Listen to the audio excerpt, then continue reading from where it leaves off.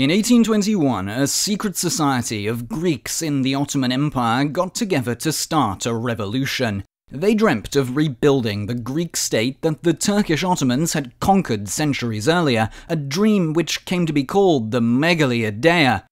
What they would get was a bunch of foreign kings and a country that covered only about a fourth of the world's Greeks, but they would strive to expand for the next 100 years. What then really was the Megali idea in practice? How did modern Greece grow? Well, the term Megali idea was coined in 1844 by Ioannis Koletis, a prime minister of the Kingdom of Greece. Greek nationalism, though, had been growing for decades, spurred on by, in addition to anti-Turkish or Ottoman feelings, nostalgia for the Byzantine Empire. For 1,000 years after the fall of Western Rome, Greek rulers continued to claim Rome's authority from their spectacular capital, Constantinople, or Byzantium in ancient times and modern-day Istanbul. However, after centuries of territorial retreat, the Byzantine Empire was finally destroyed in 1453 when Constantinople fell to the Ottoman Sultan Mehmed the Conqueror. The Sultan would make the city his capital, but it kept a Greek population, for now at least. Beyond Constantinople, as the Byzantines, and then under the Ottomans, Greeks lived all along the coast of the Aegean Sea and far into Asia Minor. By the Middle Ages, they lived alongside Turks, as well as Armenians in the east, and Albanians, Slavs, and Latins in the west, among other peoples. So, when a new Greek state was recognized by the world in 1832, nearly 4 centuries after the death of the last Byzantine emperor, ideas about exactly what lands needed to be reincorporated to fulfill Greece's national dream weren't uniform. The Greek revolutionaries who fought against the Ottomans had hoped to completely push the Sultan's forces out of Europe. That plan fell apart fast, with the rebels managing to win only mountainous southern Greece, and that took a decade of fighting. Completely restoring the medieval Byzantine Empire's borders was never going to be practical, and it was also never seriously considered. Instead, the Megali idea's proponents really focused on places most closely linked to the Hellenic world. The targets were more or less these regions. In the Balkans, Greece wanted to expand north into Thessaly, Epirus, Macedonia, and Thrace. Then, further afield, they looked to Crete, Cyprus, and islands in the Aegean and Ionian seas, as well as at least the west coast of Anatolia, Greeks having lived in all of those places since ancient times. Did that mean that they all had Greek majorities by the 19th and 20th centuries? Not necessarily, but they were roughly the lands that the Greeks themselves felt were Greek. The crowning jewel of a restored Greece was of course to be a restored capital in Constantinople. As it would happen, almost all of the places Greece wanted were at least a little bit ethnically mixed, which would cause absolutely no problems whatsoever down the line. Immediately after Greek independence, though, that was not the problem. The problem was that Greece was a small, poor country that wanted to expand against an empire, and it was entirely reliant on the goodwill of foreign powers to do that.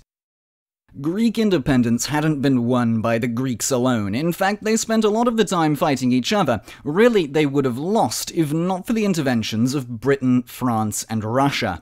Reluctant interventions, too. The Greek rebels were much too liberal for the autocratic czars. For Britain, they were much too orthodox and potentially Russian-friendly, and as for France, they were only there to counter the other two.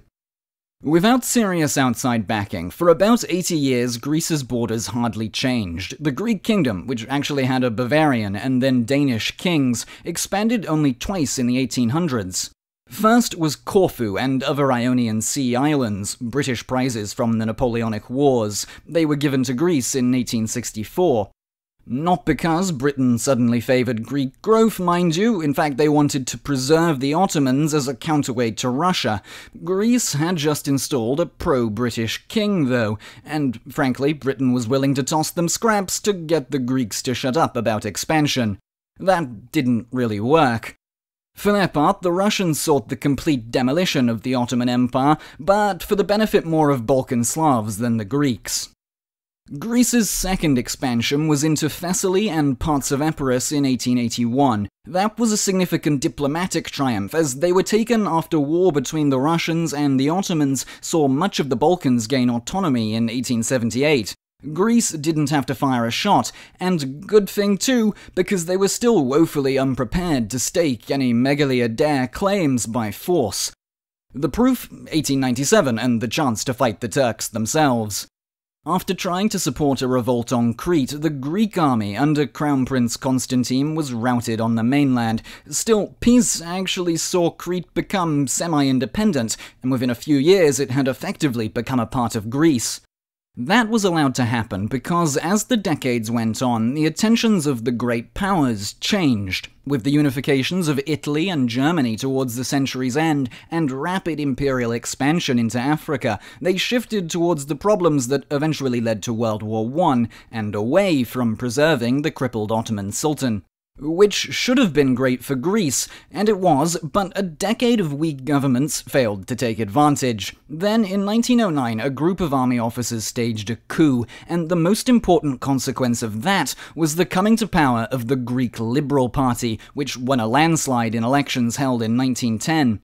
Its leader, the Cretan Eleftherios Venizelos, was a staunch supporter of the Megali idea. He was also a Republican, so was much of the army, and as Prime Minister, Venizelos reformed the Greek state and forged alliances with other Balkan countries, eager to see the fall of the Turks. Venizelos' Greece, plus Bulgaria, Serbia, and Montenegro attacked the Ottomans in 1912, starting the Balkan Wars. Together, they beat the Turks, and then Greece, along with the Serbs, Montenegrins, and Romanians, was victorious against Bulgaria after fighting broke out over the spoils of the First War. Regarding the Megali idea, though, the wars were inconclusive. Greece had not yet pushed into Anatolia or through Thrace to Constantinople. Then there were also the matters of Rhodes and Cyprus, both having become colonies, snapped up by Italy and Britain respectively.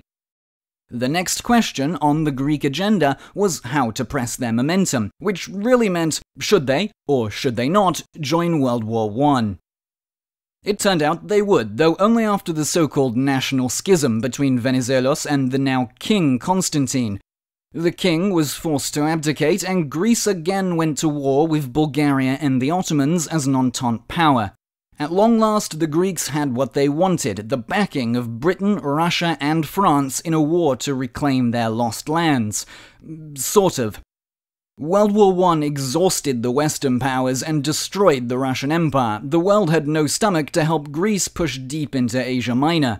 At the end of the war, Constantinople remained out of their reach under joint Entente occupation. Unhappy about that, Venizelos and the liberals continued the war against Turkey alone in 1919. The Ottoman Sultan had by then effectively been replaced by the Turkish national movement of Mustafa Kemal, and ultimately the Republic of Turkey. The Second Greco-Turkish War saw a restored King Constantine lead Greek forces far into Turkish Anatolia, only to overextend themselves and be routed by Kemal. Peace was made in 1922. Turkey also forced the Entente out of the old Ottoman capital, Constantinople having become for the first time a city with a majority Muslim population around the turn of the 20th century. With the end of the Second Greco-Turkish War, that process sped up dramatically. The two governments had agreed to a population exchange, and from all across Turkey, about 1 million Greeks were displaced and made refugees in Greece proper, ending the millennia-long Greek presence in Asia Minor. In Greece, the same would be done to hundreds of thousands of Muslims. The Megali idea, as a real political force, was by then dead, though Greece still expanded once more. After a brutal occupation during World War II, they received Rhodes and the Dodecanese from Italy. The only place to retain large Greek and Turkish communities after the 1920s was the island of Cyprus, a British colony until 1960. To find out more about the Greek and Turkish populations there and how they divided quite violently, you should check out the video on Cyprus's de facto partition to the left. If you enjoyed this one, it should be right up your alley. And as always, I've been James, and thank you for watching Look Back History.